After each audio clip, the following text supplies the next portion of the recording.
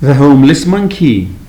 Once upon a time there lived a monkey who had no home of his own. They called him Springs, for he always walked with a bounce in his steps. He had sold everything he owned, and with that money he had started traveling the world. He wanted to see the world's smallest and biggest wonders.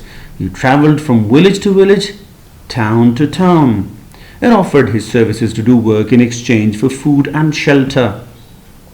He was a happy monkey and he loved helping people. One day he passed through the village of Zwer, where 20 animals lived. He saw an old beaver, so he walked towards him and said, "Hello, Mr. Beaver. If I was to do some garden work for you today, would you be so kind as to give me something to eat?" The old beaver agreed and asked Springs to do some gardening and fix up a few things around the house. It was a long and tiring day for Springs, but enjoyed his day. When Springs returned to the house in the evening, the whole village had gathered there. There was a lot of food put out on the large wooden table, and everybody was celebrating as though a hero had come to their small village. They all had a great time that night. It was like a big party. There was dancing and lots of food, and Springs really enjoyed his evening. The following morning, when Springs was ready to leave, the old beaver approached Springs with tears in his eyes and said, "Thank you for joining us for dinner. Please come back whenever you have time. I have two boys around your age who I have not seen in 10 years. Spending time with you reminded me of my boys."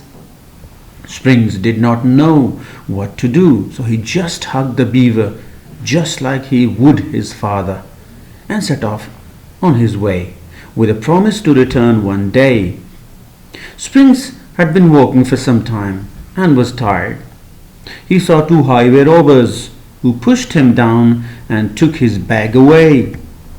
When the robbers looked in his bag, they found a rope, some tools, and some bread. They threw his bag on the ground and ran away. Springs picked up his backpack and continued on his journey. He started to think about all the good and the bad in the world. The road was long and winding and finally led him to a dark forest. The only way he could continue his journey was to walk through the forest. Springs walked for more than an hour, and then he realized he was lost. He decided to climb up a tree to relax and eat some of the bread the villagers had given him. Suddenly, Springs heard some voices shouting for help. He climbed down from the tree and ran in the direction of the voices were coming from. Springs reached the place the voices were coming from. He saw that the two robbers who had pushed him earlier that day were trapped inside a deep hole in the ground. They were both trapped and couldn't get out and were yelling for help. Springs quickly reached out into his backpack and grabbed the rope that was inside. He tied one end of the rope to a tree and threw the other end inside the hole. The robbers both quickly climbed up the rope to safety. The robbers were amazed that Spring had saved them. One robber asked, "Why did you help us? We pushed you and tried to rob you earlier." Springs replied, "There are good people and bad people in the world. The good people do good things and the bad people do bad things. I've decided to be one of the good people." The two robbers were amazed by Springs' reply. Springs told the robbers, "I've traveled far and wide, seen happiness as well as sorrow.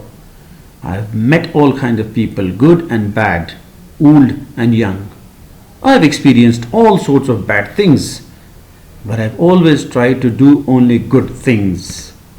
As Springs was leaving, he gave the two robbers some bread with a smile and said, "I hope what I have said today will help you realize that there's always a way to live without causing harm to others."